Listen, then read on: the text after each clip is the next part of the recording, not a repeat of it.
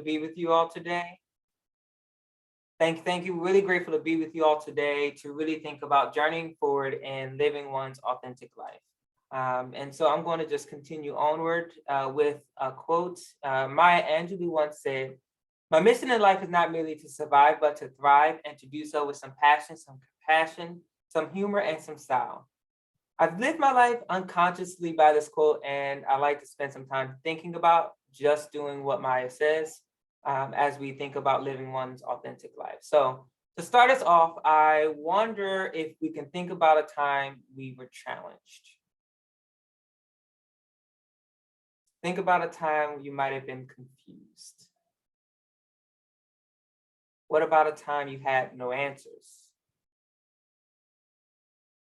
What about a time where you had an experience where you're like, shouldn't have happened that way? Being challenged, confused, not having answers, or feeling like an experience shouldn't have gone the way that it went is very normal and okay. It's all a part of growth, and it builds strength and courage. We might have heard that already, right? But what matters most to me is how you get up and what you learn from that journey and that experience. Because these feelings won't go away. It will come back eventually in some capacity. And so it matters how you got up and maneuvered through that experience. I'm Clifton Shambry. I am a first generation limited income, spiritual, Black, queer, cis male college graduate. It's a lot to say. I'll talk a little bit more about some of them later. But I want to go a little further back in my life journey. So I was growing up, I was the oldest of 3 children. So I thought, at least. I then learned there were 5 folks older than me. And I was like, okay, after 10 years, I'm the oldest, and now I'm a middle child. What an experience. But, it was part of my journey. So growing up, I lived with my maternal youngest brother and youngest sister. And the 3 of us lived with my single mother in a large red brick apartment complex. And it was about the size, I would say, of the hill on Federal Hill if you're in Baltimore. So it was pretty sizey. And it was a tough environment because that was an environment where we were living in a studio apartment, the 4 of us, in a studio apartment, sharing 1 bed, and because our 2-bedroom apartment ceiling had caved in, right? And so they gave us another space because they couldn't figure it out. At least that's what I remember in my 10-year-old brain. And in that space, we were also eating out of peanut butter jars and oodles or noodles. That's what we love to call top ramen, the little packets of noodles that you warm up in the microwave, throw on the stove. And that was our meal, right? It got even more challenging when we ended up being homeless and we were seeking out a place to live. And we eventually found a 3-bedroom house with 3 other adults and 5 other children. So that totaled to about 12 people in a 3-bedroom house, 2 stories only as well. So keep that in mind. So that was interesting for us. And it immediately changed when my mother passed away in 1999. I was only 10 at the time, and my brother 9, and my baby sister at 5. After my mom's death, that was a really challenging time. We ended up finding an opportunity to move with my oldest brother, Avery, who was 22, 23 at the time. And we only just met him a week before my mother's passing away. So then we lived with him for about 4 years in DC. And then we ended up moving to the great state of New Jersey. I'm a New Jersey boy at heart. So you can put it in the chat if you're a Jerseyan. If you're not, that's okay too. We love everyone. But I'm a Jersey boy at heart. And I grew up in South Jersey, in Millville, New Jersey. And we moved there around 2003 with my oldest sister, Shonda. As I was in high school at the time, I was very, very involved. I had that motivation to be involved and continue my life journey from what I knew my mother valued. And so I got involved in choir, track, theater, continued doing other things, cross country, being a class representative, and then continued to go to community college and then 4-year and then grad school to study higher ed, of which I received my master's degree in higher education. So I want to focus a little bit now on my 4-year institution where I first learned or had some exposure to living one's authentic life and the strengths that come in with you. So 2 pivotal moments was through my residence director when I lived on campus and a diversity retreat. My residence director was a wonderful diva, as I would like to call her. She had all the fashion sense, but also she was her true self and showing up in the workplace, not really caring about what people thought, being her best self and accomplishing results. That was really valuable for me because I was able to then see a Black woman who was thriving her space and coming from a single parent family, a mother raising five kids at the time, actually, my sister at the time, and seeing another woman thrive, right? And so that was really amazing to see, and it helped me to think about how might I be able to do so. Furthermore, the retreat I mentioned, it was called an altogether different retreat. And it was the first time I think that the institution offered such an experience where there were a variety of professionals from different backgrounds, and backgrounds I specifically remember were race, sexual orientation, and gender. And these were really valuable insights that I was able to see because coming out of that retreat, I was a changed man where I saw and reduce the devaluing of a few of my identities and to try to change it from a deficit to an anti-deficit approach and more of an asset-based approach with a focus on my race and earlier perspectives of queerness. And I want to say early perspectives of queerness. This is a concept that not a concept, but it's an understanding that I have of my own life journey because at that time, I knew for a fact I didn't want to be queer, and that was primarily because of my upbringing and being bullied in my childhood for having feminine characteristics, and then also growing up in a church where queerness was not accepted. And so my earlier perspectives of that was really salient because it affected how I wanted to live my life. And so through these experiences, my curiosity continued to peak to see how I could grow and value who I was. I continued that journey to become my best self with all that I bring to the table, especially with the social identities I hold, and to try to think about doing so with some compassion, some passion, positivity, patience, persistence, although not always felt in the moment. And so these two pivotal moments I saw in college, I wanted to see more and see how I can be my best self. Yet this really required a lot of work. And some good deep work. And so the first critical step in becoming my authentic self was seeing a therapist. I really was fearful of therapy. And growing up in church, they told you, you pray through it, and or it'll work it out, and right, keep that information inside and you'll work on it, you'll grow through it. Yet I was able to work through my own feelings and experiences with a therapist to then be able to say, you know what? I can work on these experiences and I'm actually a great human and this is not all bad, right? And so I was able to use that and continue to learn about who I am, especially when it was coming to my queerness, anxiety, and depression. So I was seeing a therapist from around 2011 and I see a therapist now on a monthly basis. And so that's been over 10 years, 11 years of seeing a therapist. Another critical step in my journey was growth and acceptance of who I am, was learning, engaging, and applying inclusive practices, as well as failing forward, right? And so I'm gonna highlight that aspect as well, because I was able to have an assistantship in multicultural affairs at my grad school, where I was able to really learn a whole lot of new things, right? And I'm kind of painting a picture around LGBTQ identity. And so really thinking about exposing my identity to queerness. One area that was new to me was trans people, right? And the trans identity.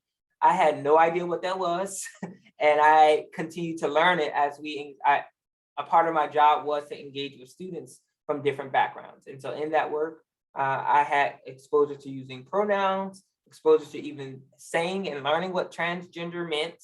And then really failing when I didn't do it properly, accepting that, and then also apologizing and working through it and doing better the next time. So that was an experience that I was able to learn in the moment, and it helped me to see how people love themselves and grow from loving themselves and support and guidance amongst a community.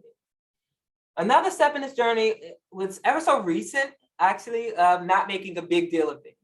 It's really interesting to say that, right? I'm going to share it here. It might seem contradictory, yet it actually, in the moment, it wasn't a big deal. And so, and this is about coming out to folks. Oftentimes, people might feel the need to make an experience and have a deep conversation about an identity that you hold, whether or not it's queerness, or maybe you're dating someone who your parents or family don't expect you to date, whatever it could be.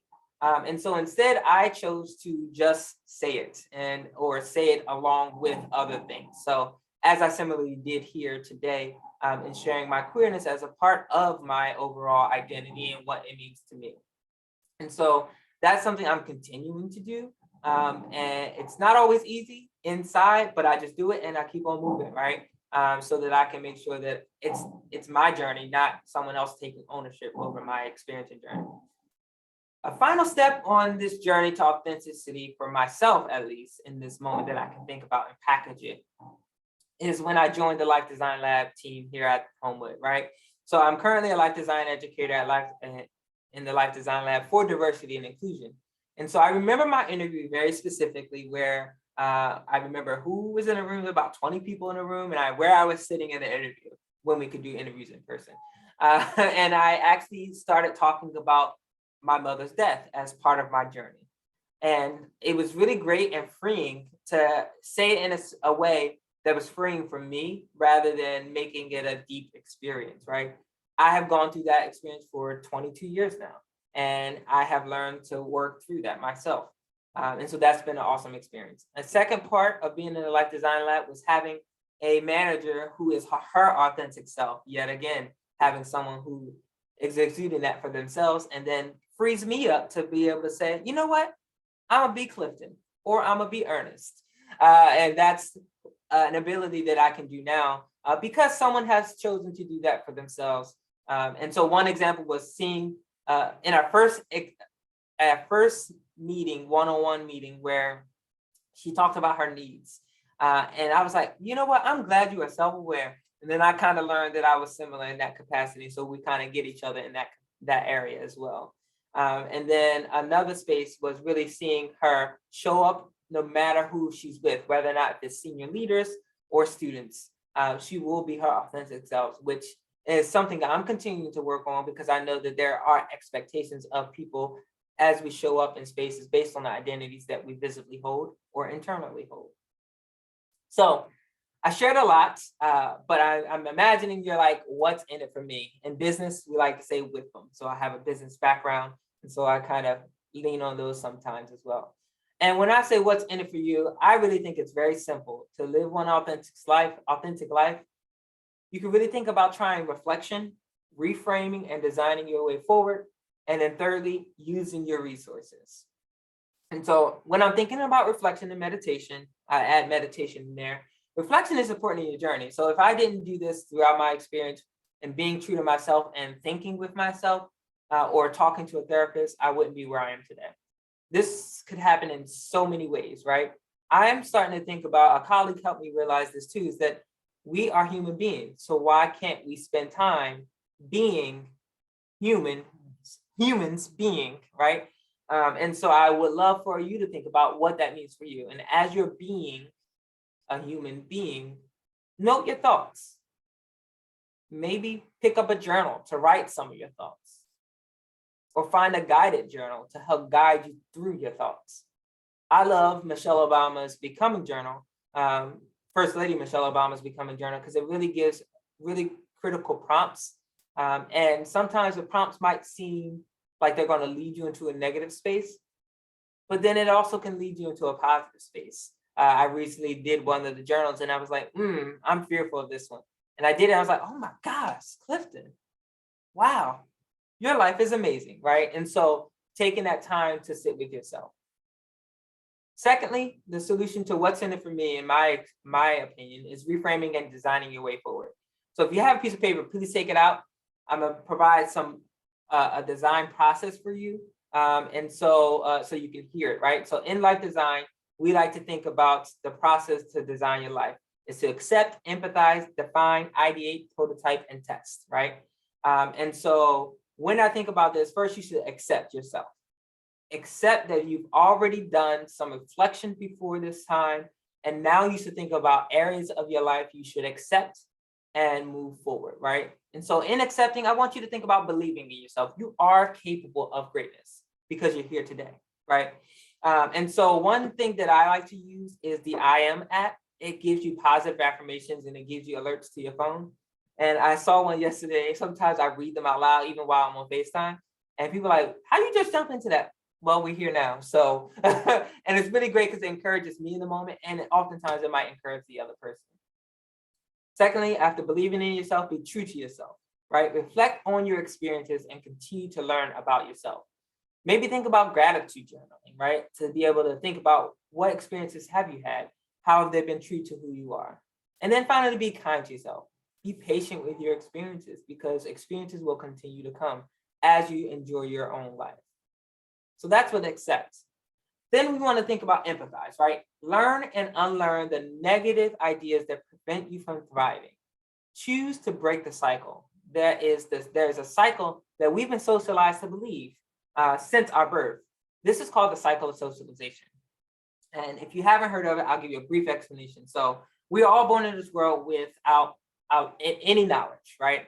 And then we're taught with these messages or bombarded with messages or ideas or morals about a variety of things.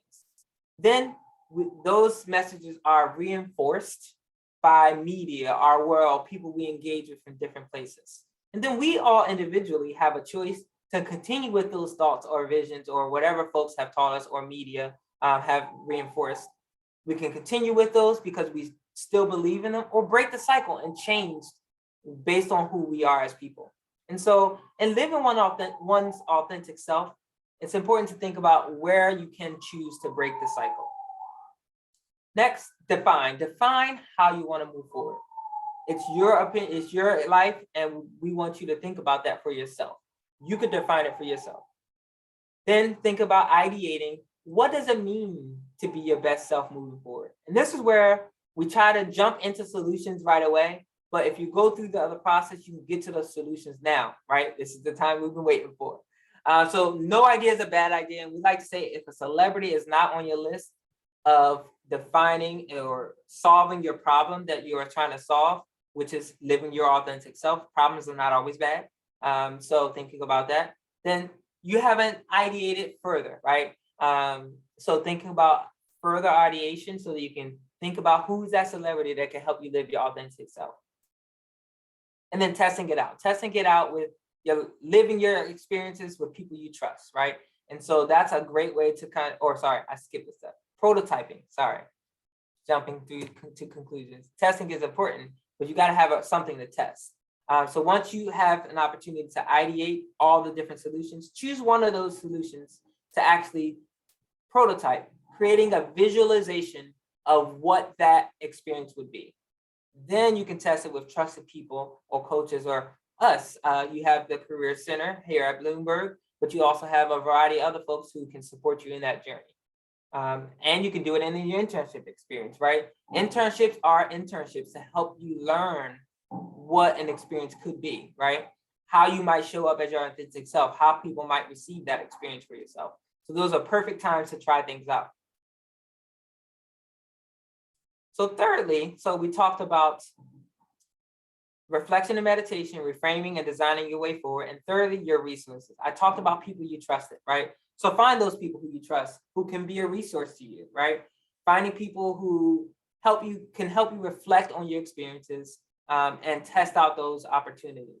And then people can be helpful as they remember your experiences and how you had worked through negative times. Because like I said earlier, sometimes living your authentic self is hard because people don't receive you in the way that you want them to receive you.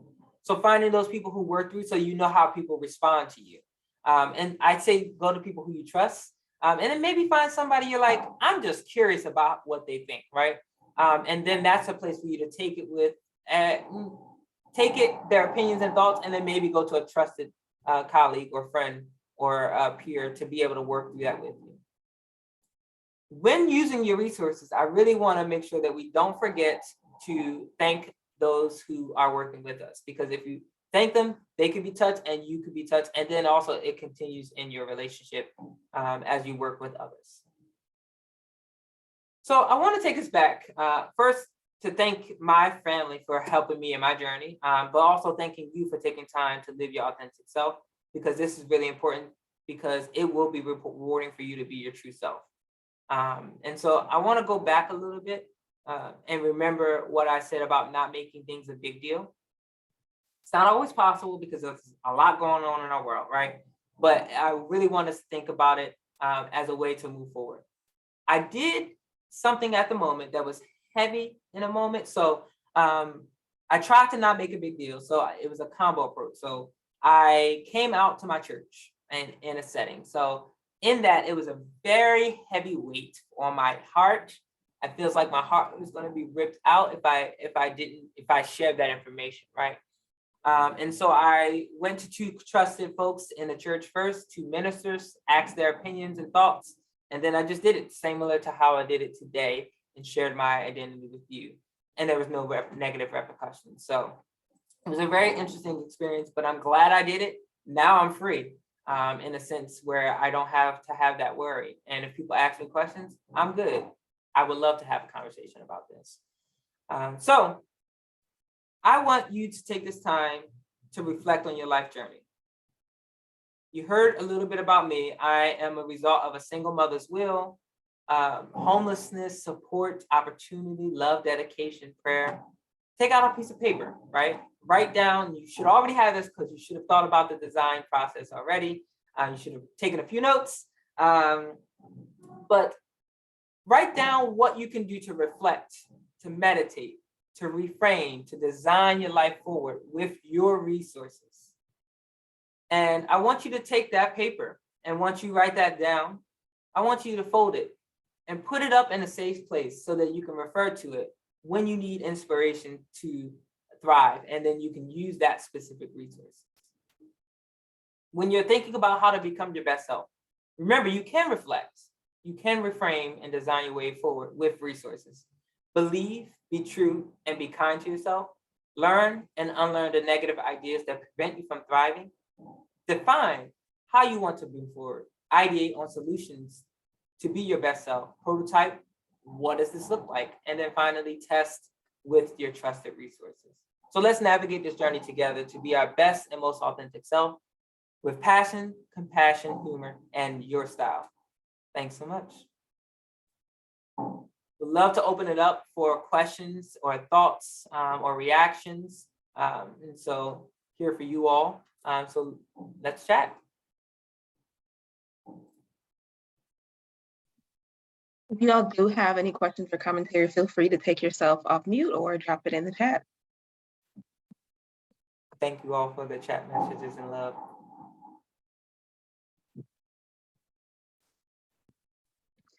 Thank you so much, Clifton. This truly has been inspiring. It's been a pleasure to hear about your journey through being authentic and how we can apply that in our own lives, as well as kind of bringing in some of those life design concepts, because they are very much true in so many different places, and not just looking at what we might want to do professionally, but also our own personal growth. So with that, if no one has any other questions, this will conclude our TED Talks for the day. Again, I thank you for your words, Clifton, and for sharing your story. Thank you so much. You all have I would also love to connect with you all. I put my LinkedIn in the chat. Thanks, Clifton.